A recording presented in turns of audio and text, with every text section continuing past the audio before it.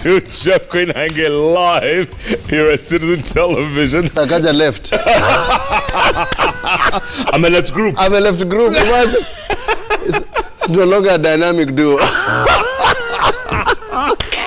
How can you be an awesome one-sum? One-sum. Just you and I, man.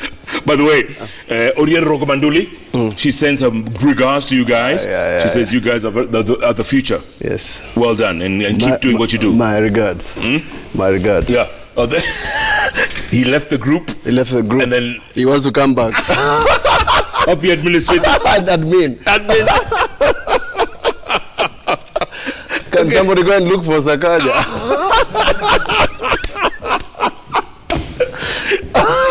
Live TV, brother. Imagine. Welcome back. Welcome. Live TV. You know, when you're the center of Nairobi, yes, you must always make an entrance.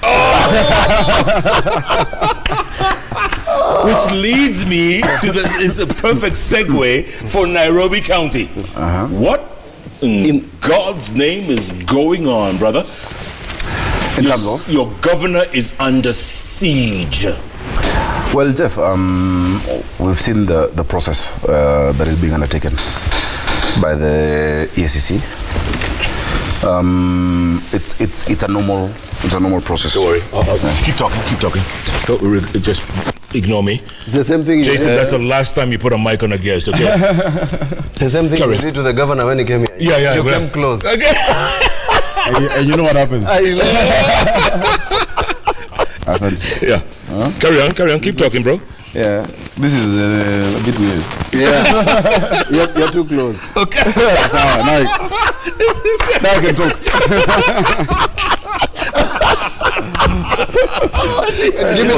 Give me the extinguisher. Okay. EACC is doing its thing. Yeah. Jeff, I think as the governor himself said, because he spoke after that he's open to investigation, and we have a presumption of innocence. Let us see what comes out of it, and if indeed there was any form of malfeasance, then the law should take its course. If there was not, he should continue doing his job as governor of Nairobi. Senator. Again, he's being diplomatic to us, man. Let me tell you, I don't know the details of the case. I'm not an investigator.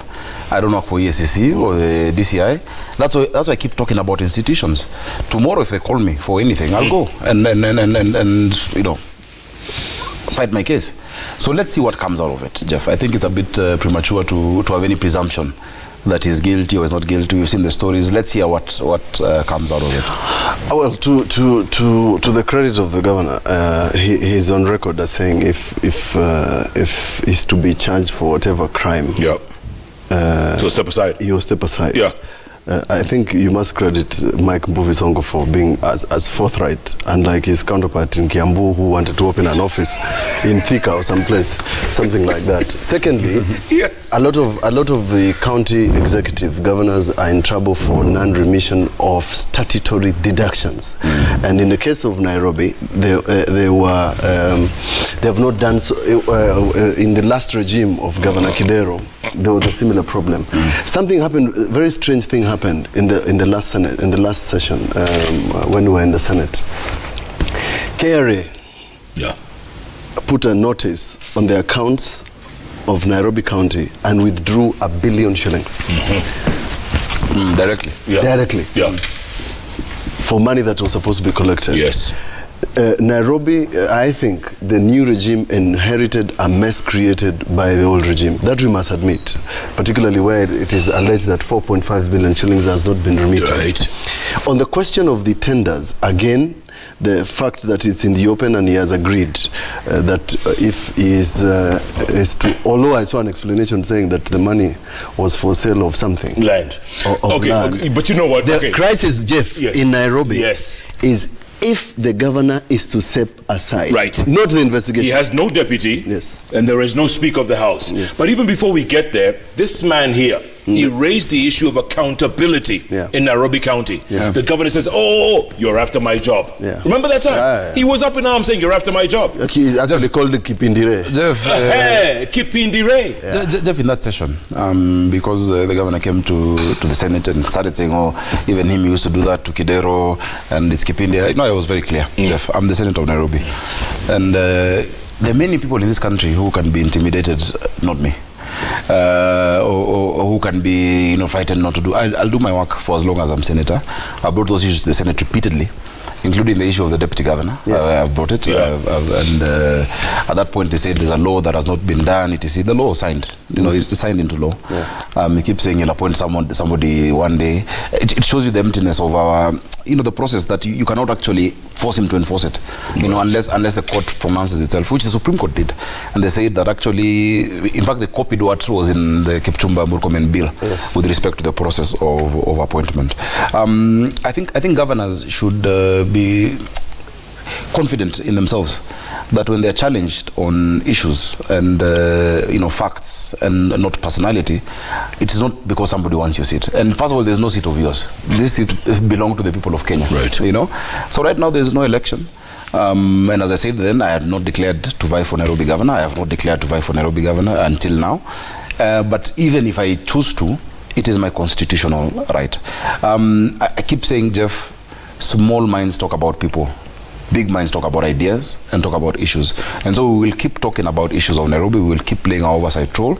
And because we all want this county to succeed. All of us, even from other counties. You all live in Nairobi. Your business is in Nairobi. If Nairobi doesn't work, Kenya does not work. This is a heartbeat of the country and indeed of the region. So he said he'll fill that position. We want to see somebody being appointed.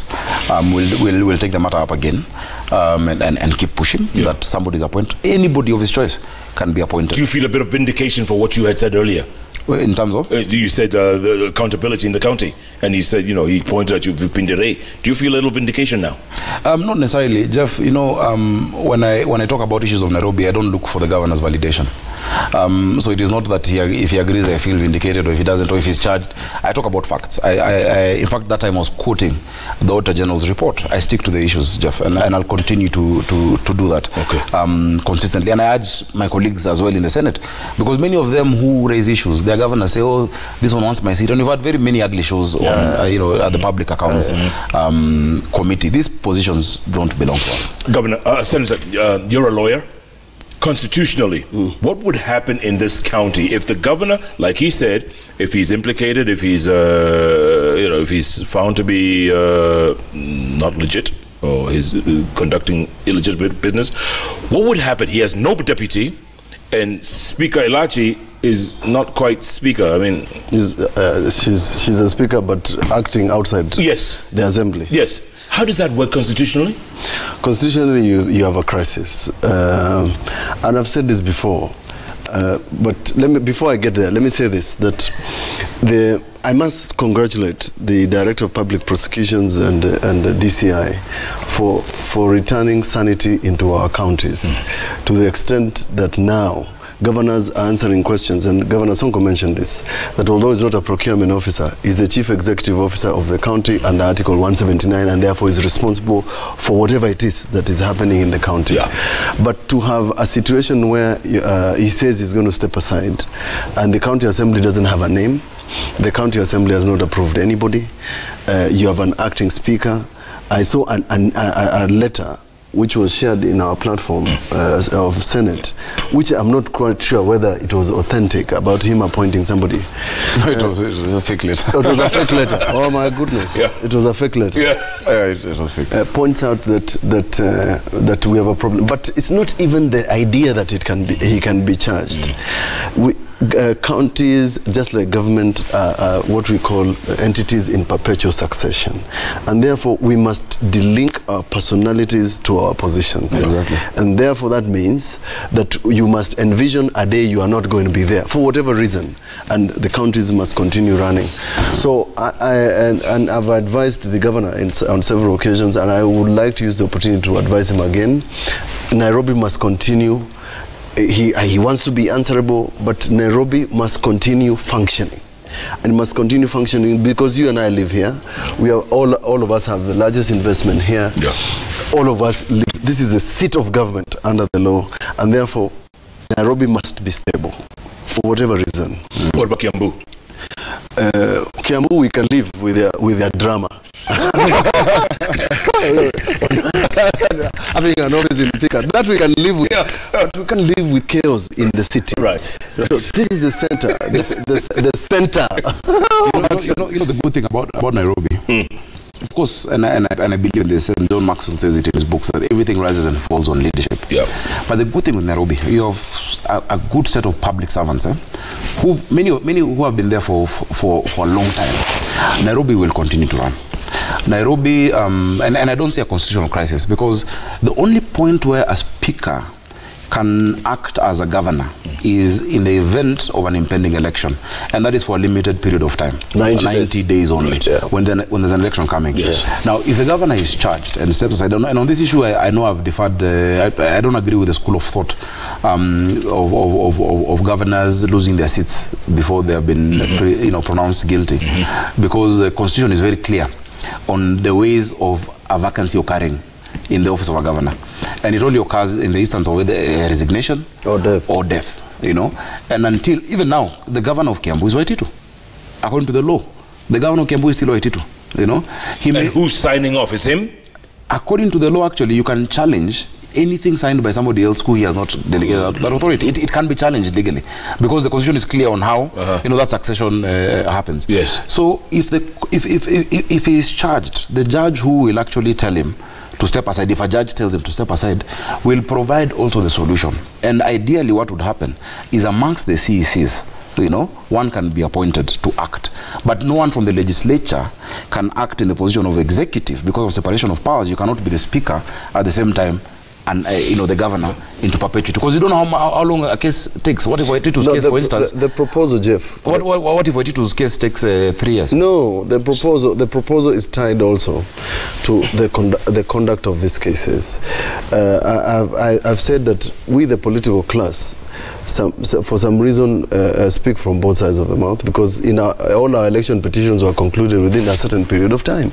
Why should corruption cases take, say, for example, 3 years, 2 months, or 3 years, or 3 months, and then the person is back in office? Okay. The crisis here is this: that you're not allowed into your desk, where you're supposed to sign bills, you're supposed to sign notices, and you can't step into your office. An order has been issued, like for example Kiambu, Samburu. In the law, there are certain things a deputy governor cannot do, Jeff. Can't fire a CEC. So what's the deputy governor's role? Are they just a flower girl or flower person? Please, this idea of flower girls. Someone takes offense when you use the other gender. Gender sensitive. Be gender sensitive to your statement. I said flower person. I think in the review of the Constitution, we need to critically look at that issue of deputies. Because number one, tying people into a forced marriage many times doesn't work. Is he talking about Jubilee? Yes. No, I'm talking about governance. And many times, sorry. I mean, look at Igade, look at Nyoro and Waititu. Look at what's happening in many other counties. Yeah, I think the people should vote and vest executive authority on the person they trust, and that person then should be allowed to choose their deputy. Yeah, because the accountability of whether a county performs or not is rarely blamed on the deputy. It's blamed on the governor. That's right. So this joining people, especially in counties with a lot of political, balancing needed, like Nairobi or Nakuru, or the more homogeneous counties are easier. And what you find is that strong people, strong personalities, look for the weakest person to be their deputy. Jeff, today, the biggest threat to the life of any governor, if I can say it, is not even the opponent in the last election. It is the deputy. The biggest threat to the life of a governor in their minds. Yes. Because the only person who will benefit if a governor dies is the deputy. Is a deputy. Yeah. So why do we put people in such situations, Jeff? In this, I think personally, and this is my view, and I'm sure Mutula does not agree with this. I don't agree. People say we agree on everything. This one we don't agree on. No, we don't. I think we must vest executive authority on a person who is trusted and then expect accountability from that person and let that person run the county. Let's not put obstacles on the way of somebody who is, okay, who is you elected. said homogeneous societies, right? Look at Dr. Joyce Labosa's county. Yeah. Bomet. Yeah.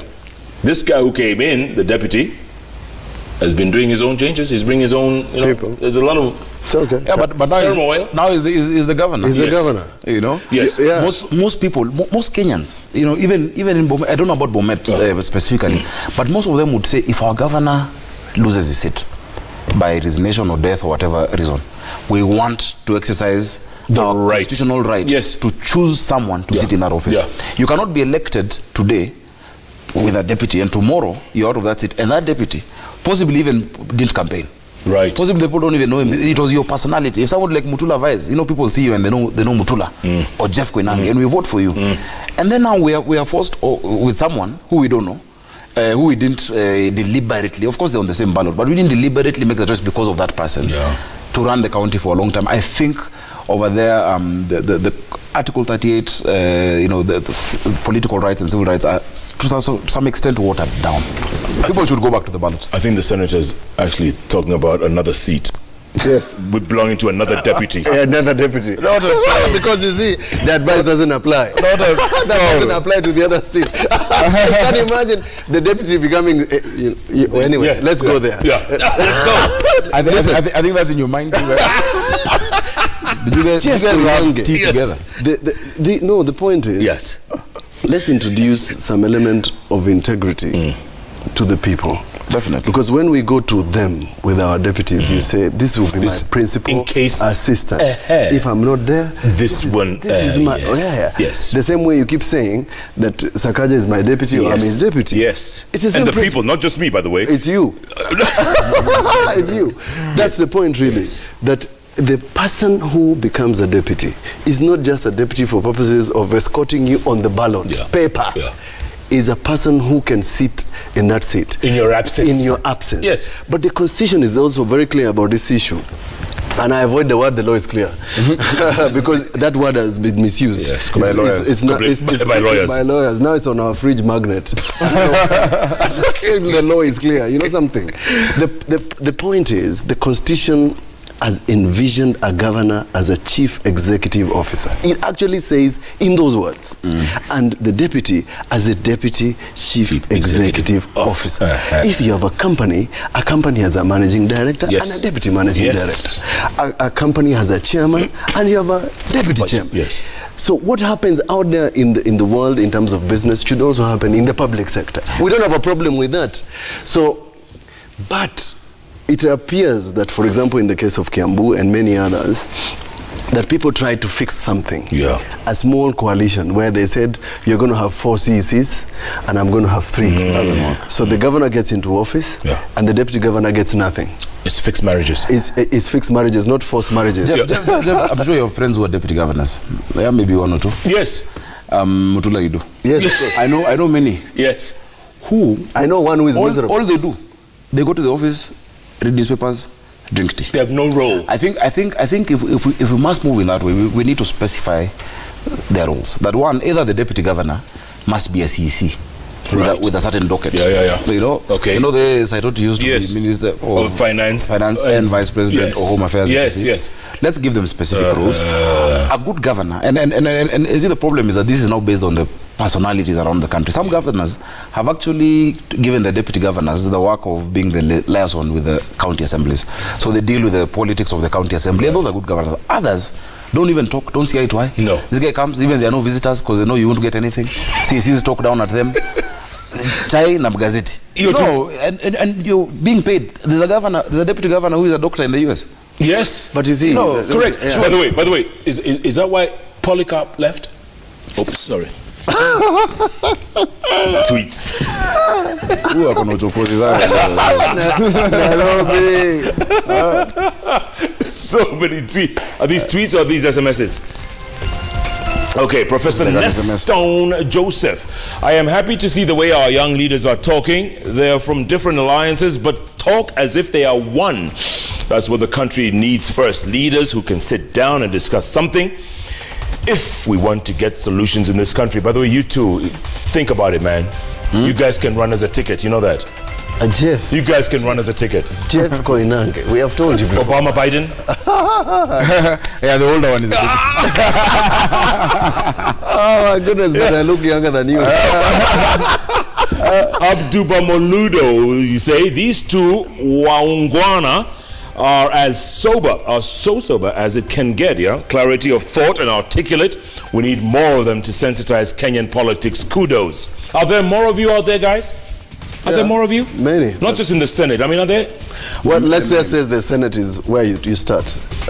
Let's not talk about others. Okay. Yeah. Are there more of you in Senate? Yes. There are many, even in the National Assembly. Yeah. I know very many. Yeah. Maybe the wrong. I mean, you should bring them to the bench. You know, I'll give you a list. Okay. Amazing guys doing that. You can do another dynamic duo. Really? But it won't be as dynamic. But Jeff, you know, you keep talking about this thing. Eh? Yes. And somebody asked me the other day, and I told them, you know, a politician without ambition is like a musician without passion. They will be without rhythm, and the audience will feel it. So we have ambitions. This guy is a poet. I like that. I like that. Music without rhythm. Passion, music. Joseph Okero Tumbo says politics and Kenyans are more or less a couple. The introduction of Mariga and Kibra by a powerful party like Jubilee is a mere joke. To me, the action was as good as Jubilee not participating. He's a political stranger, an intruder to the people of Kibra. I think that's a bit unfair. Senator Sakaja. It's called freedom of expression. You know what I'm saying? James Kamau Njenga says, kindly tell Senator Mutula, we have only tribal political parties in Kenya. But these two great leaders need to break this myth. Of political parties. Of tribalism in political parties, yeah. Yeah, we should. But these young people need to join political parties too. Yeah. That's a problem. Okay. Jeff, are you a member of a political party? Let's begin there. Or Monica, just ask Monica. No, but you know what? If we're a member of a political party, that means we take a stand. Not necessarily. And we have to be objective as journalists. I mean, I do vote when it comes to vote, but I just vote because of the sake of exercising that right. Imagine. In fact, I didn't vote until I turned 42. What was it? My last election was 2013. My first election, 2013. Are you serious? First time ever. And you can say that proudly. Imagine. It's not proudly because I grew up in the 80s when we couldn't really vote. It was Mulolongo. And then I went away for 20 years. Yes. But the first time I voted was 2013. Can you imagine? I was so proud. Wow. I think you should encourage Kenyans, young Kenyans to take charge of their destiny and that their vote matters. And they can be like you guys, right? I mean, you were 24 when you were writing the Constitution or consultant. 24. Imagine. No, you're right. Yeah. Encourage the youth. Yeah. Or youths. And not youths. But even then, you want to tell them that politics does not necessarily mean that if Sakaja belongs to another political party, is not an enemy. Right. Exactly. You don't have to disagree for the sake of it. You don't have to throw water at him if you disagree with his opinion. That's just like you too. Just like you too.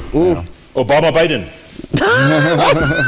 Brian Okech Amwai says, if 3/4 of our elected leaders would sit on a bench and give their contribution on issues affecting Kenyans soberly without a care of their political divide like these two senators, then we would not be talking of the future. We would be already in the future. You just said it. You just said that. We are already in the future. We are already living. By the way, do you guys hang out outside of work? I mean, like weekends, do you guys hang out? Do you guys go to each other's, from boozy and stuff? Not as much as we should. Not but you do, I mean, once in a while. Yeah, but you don't even know that all of us, we used to go into the same church. Same church.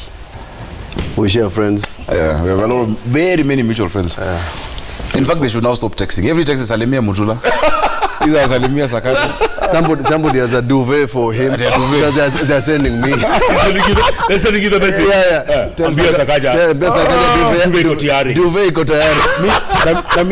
Mi sijaoda duvet. I don't know if duvet is... Maybe duvet is a metaphor for something. For something, yeah. Something soft. Stevie Oyoko Award says Punguza Mizigo initiative was ill-advised. Ekuru Accord made his bill enticing the MCA so that it could sail through. Let's try and think. As much as we would be for the idea of slicing, remember you can't allow your constituency to be reduced. You guys mentioned that, didn't you? Yep. Okay, more tweets coming in so thick and fast. Richard Mahmoud, you say, ask my two guys why none of them is talking of cutting the hefty salaries awarded to political leaders. You just mentioned that salaries make what, 2%? The total. Yeah. Executive makes 12%. 12%, yes. Okay. Let's go to Facebook posts. Karis El Kim says, what is the problem with reducing MPs? If the wards are not being reduced and development money is being given to MPs will be moved to wards. The wards are determined by population, so there will still be equal representation. He's right by half.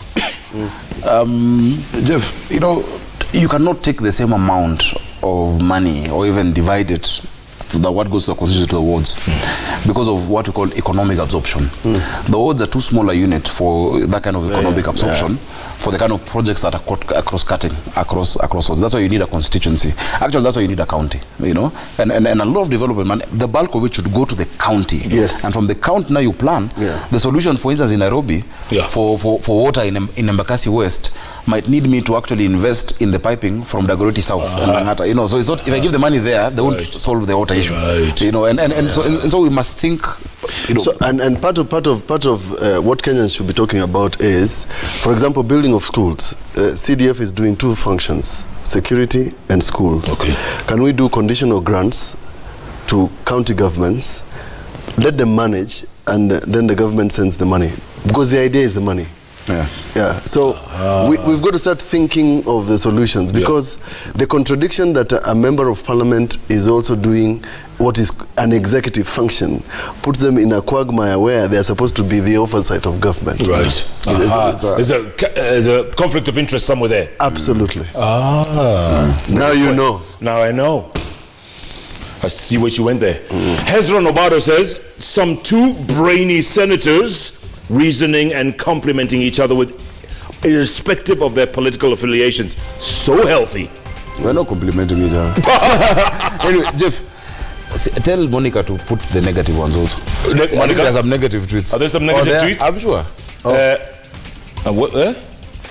What is this? We need Wambugu's Jubilee is in the ICU. What does that mean? I don't understand. That's why you said negative, but maybe Is that sort of like Wamlambez or something? No, took a watershed, took us out. Robert Mulira says, my brothers Sakaja and Mutula, please maintain that unity and do some projects together that will make us Kenyans to remember your togetherness and friendship. Absolutely. Obama Biden. SMS is Tom says, where is the universal suffrage in counties? Are all counties of proportionate equal standing? Should the Senate be dissolved on this ground? There has been a lot of talk about, dissolve the Senate. You people, useless. You don't mean anything. You just... The question he's asking, I think, is responding to what I spoke about universal suffrage and how constituencies are as equal as possible. Counties are not supposed to be. Counties are units of devolution. That's why each county has one senator. In the US, the states are, the size of California. Yes. Can you compare it with Hawaii or whatnot? No. But each of them have just two senators. Correct. Because it's an equalizing house. It's a house to equalize. No matter how small or big the state. Yeah, no matter how small, everybody's at the table with an equal vote. And that's why it's only 47 senators who vote. The nominated do not vote. Kenyans must be told, and we want to tell them today that Nairobi having 17 constituencies, Elgeyo Marakwet having 3 constituencies, Senator Murkomen has 1 vote, Sakaja has 1 vote. It's an equalizing house. We are the only house that makes Kenya equal and has no equal. And that's the design. And that's the design. And that is the reason why we can balance the needs of Nairobi as a big county with huge population and balance the needs of Turkana, small population but large in size, and then manage Kiambu, small place but everybody's there. One last comment, if he's listening, because he seems interested in this principle of representation, to search for a court case in the Supreme Court, Kacha versus Daggett in the 1960s, that spoke about that issue of even deviation from the equality of the vote in terms of the congressional districts. They said a division of 0.7%, as we are on 30 and 40, vis-a-vis how all the states each produce just 2 senators. I think you'll get more understanding. Even Australia is a good example of how you want to see every state represented by 6 senators, so that the small little states that have got immigrants have an equal right as the bigger states. That's how you balance it. That's how you have a Kenyan. And therefore the Senate is in Australia. Yes, and that is why the Senate all over the world, like in Kenya, and that's why we are misunderstood. We are the firewall between us and the people who just want to grab resources and grab power. That's how it But is. remember, in the beginning, the Senate was supposed to be an upper house of older men and women. Remember? It wasn't supposed to, there was no age. In fact, the term was coined of Nyumba ya Wazee. Yes. By some of us who were in the National Assembly. Now we're in the Senate. And we say this is the most regular gathering of retirees. However, now that we are there, the young people in the Senate. And Jeff, and I keep telling leaders, you know, this one has to be the upper house, National Assembly, Senate, etc. It doesn't matter. We have senators who were in the National Assembly last time, like myself. We have National Assembly members who are senators. The Speaker of the Senate was a governor. We have governors who are senators. You know, you'll go around. So don't try and take someone, yet you don't know where you'll be tomorrow. It's not about us as individuals. In fact, out of the 162 countries that are in the IPU Parliament, the Senate of the Republic of Kenya is second after Bhutan. And I don't know, Bhutan is a small place. Tiny. But a tiny place. But let's recognize it for whatever it is. But we are the second in terms of mean age. Yeah. Which is? What you mean age? We are possibly at 32 or less. Is that right? Absolutely. We have very many young senators. Senate is the future of the Republic. Nice. Jackson Mwangi from Utawala says, why should junior police officers be removed in camps to live outside and senior officers remain in camps, and yet they have more house allowances? Take this to the Senate, please. It must be a... I raised this issue yesterday. Did you? Yeah. There's a motion by Senator Kaniri on welfare of disciplined forces, and we spoke about it. The Committee of Security is looking at it. The issue of housing, you know, many of, and the idea was good, that let the officers leave the camps and live with the people. Yeah. But many of my officers in Nairobi have been now sent to slums because they can't afford the amount of money they're given. They can't afford the housing. You can't afford rent in Nairobi. 4,000. So it's something that needs to be, you know, relooked at. You know, an officer from Mudangari police station in Lavington cannot get a house in Lavington. No. You know, or Kilelesho police or Karen police, etc. And so there needs to be a review of that, because we really must be keen on the welfare of police officers. These people put their lives on the line every day for us. Their welfare must be looked at. So I'm on that issue. You should take a point of visiting prison warders and where they live. Even the police officers. Families just they split their house with a bed sheet and live in a mud house. And they still work 18 hours, 12, 18 hours a day. It's absolutely ridiculous. I mean, I must commend the CS Matiang'i and his team. They've instituted a number of reforms. Some are very good. Some ideas are working. Today, if your bodyguard has an issue, he'll go to Nairobi Hospital. He will be treated. The insurance is improved. So there have been some gains. But I'm saying this one, we might need to review and rethink how, especially in the urban areas, how we're dealing with the housing. I was in Kilingili the other day in Vihiga, Bodo Vihiga and Kakamega, where 6 watchmen had been killed. And they said the reason is when you raise an alarm, because these guys have been moved from the camp, you can't get the cops. They've gone and they're living in funny places. But if they were here together, even in case of an emergency, 6 of them can come out, 10 of them can come out. Jeff, I'm inviting you to go to Konza City and see. Is it still there? Yeah, and go. I thought it was still a dream. That's the problem of just living around Nairobi and then Street Road. You never get to know what's happening in the countryside. But I'm inviting you to go to Konza City. Yes. And I told this of the Minister Interior, Fred Matiang'i, see what the contractor has done on the housing of the senior management. You'll be shocked. Air-conditioned, double room, showers, water. It's prefab. It's beautiful. Is Konza in Makueni or is it in Machakos? We're not going to answer that question. Oh, then you're going to bring other issues. Okay, listen to this. Ekuru Alcott. Doctor. If JKLive and Jeff, there's 2 different entities, all right, is honest about his show, he should give Third Way Alliance the right of rebuttal. Failure to give us the opportunity to rebut lies being told by both Senator Sakaja and Mutula about Punguza Mizigo is just but bias. Who says just but? Anyway, that's not. We challenge them. For what? A duel. Let them come here. And then Sam Gituku, one of our senior reporters, says, this guy cancelled on us 2 executive Mondays, including this one. He deserves no invite. Yeah, well. Anyway, we'll leave it to you. The horse has bolted. His bill is in the assemblies. If he wants to debate, he should go debate in the assembly. I mean, he can come. I don't decide who comes to your show. Yeah. But to say that we have lied, it'll be good to say on what. I've quoted that Universal Declaration of Human Rights, Article 21. If he has another version of the declaration, he should bring it. But advise Dr. Ekuru Court that we don't want feelings in this business. Anakaj feelings for nothing. This matter is going to come to us. I mean, people are going to tell him nasty things when it comes to the floor of the National Assembly and Senate. So I am advising him to go and borrow some thick skin because inakuja. Okay, last SMS.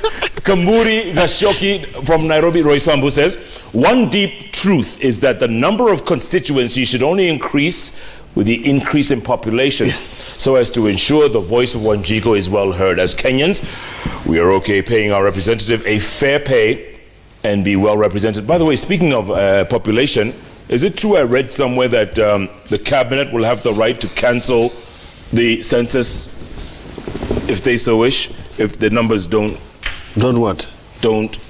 cannot be their role. I heard I read somewhere. It's a misinterpretation of the current provisions of the law, where the cabinet secretary in charge of planning, which is Treasury, once the census results come in, can correct some errors. In statistics, we call it smoothing. Sometimes you find outliers. That this is clearly an error. They need to be able to do that. The last time Governor Paranya, when he was a minister for planning, he tried to do that process, especially in Northeastern, where there was an inordinate increase, where people were doubting some of those figures, and that matter went to court. All the way to the Court of Appeal. All the way. Was it even resolved? It was resolved in the Court of Appeal. They found that there was an issue with the numbers. It was, and they were revised. So they cannot just cancel. It's not cancel. It's not editing. It's not. That should not happen. It's an administrative function. An administrative function must be. You must allow review. Either in courts or any other form. The good thing about having you guys on the show, time just flies, man. It just flies. Look at the time. Oh my! Look at the time. See you. Division of revenue. Tomorrow, we have division of revenue. Are you back in again tomorrow? No. You back in the Senate? Yes. No, in the Senate, but not in division. Tomorrow we have. Remember we spoke about the Uber issue here. Yes. And about the welfare of our drivers, and we promised to take action. Yes. Senator Mutula brought a statement that is before my committee tomorrow. And we have the taxi companies coming, Uber, Bolt, Taxify, etc. The drivers, the ministry, because we must see how to actually protect the industry, protect our drivers. Some of them are driving for 18 hours a day because of the rates. Yes. We have comparisons around the world, how Uber drivers are being treated, how Bolt, whatever other companies' drivers are being treated in New York and London, etc. Must apply also here. In fact, insurance companies, I have my friend David Keathe who told me, if you don't deal with this issue, we are not going to license these people. Because it's risky. The accidents, out of every 5 accidents, one it's an Uber. Yes. Because they don't have enough sleep. They are so stressed. They're not making enough money. And it's, half of them are being auctioned. We're mistreating people who want to do honest business. This country must treat the people who want to do honest business properly. You can't take a ride in Kenya, and immediately you get in the 25% of that amount goes to some country out there. 25%. Today, if you take one of this, and I won't mention which, one of the digital hailing cabs from Citizen to town, you'll pay 150 shillings or 200. What are you leaving that guy with? Nothing. Some of these things must be looked at. We've invited the AA, Automobile Association, to give us also some indicative minimum rates per kilometer per hour. Fuel, wear and tear, maintenance. That's why I always use my guy Francis Kimani, because that's your driver. Yeah, that's my guy. And I pay him whatever I pay him. But it's a lot more than this. In fact, most Kenyans when they take these rides, they actually add more money because they feel. Correct. The other day, my friend, a former PS, he told me he ordered one to Muranga from Nairobi, 1,500. To Muranga. To Muranga. Surely. It's modern slavery. That's what we pay to Kisisuru. It's modern slavery. Oh, that's where you live. I I was visiting. We want to look at the wage bill. not just MPs. He's living in places unknown. I mean, in proportionate to his known sources of income. This year. Yeah. I hope Kidot is listening. Take that to the Senate tomorrow. Gentlemen, always a pleasure. Yeah, always. Thank you so much. Yeah. Thank you. Can we do this more often, please? Do you mind?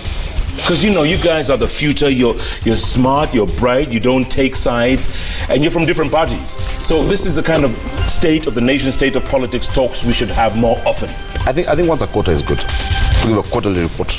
Not every. So it's September now. When's the next one? December. December, yeah. Just a quarter, once a quarter. I mean, it will be enough time if you look at what is happening, so that we can come and respond objectively to Punguza. Once every 2 months. Punguza Mizigo, BBI. Yeah, but the Kuru Accord is catching. Feelings lazima. Feelings watch a dentist. Feelings watch a dentist. You gotta love these guys, folks. It's always a pleasure when Super Senator Johnson Sakaja and Mutula Jnr show up on the bench. You know it's gonna be smoking. Keep tweeting. Thanks so much for being a part of the show. At Quagmire Jeff, at Citizen TV Kenya, the hashtag is JKLive. And you know, if it's Wednesday, it's all about those 3 letters on the keyboard that follow each other. JKL. Thank you so much for being a part of the show. Good night. Good luck.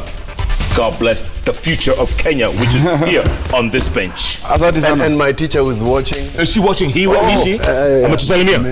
Opio. Is your teacher watching? Many of them are.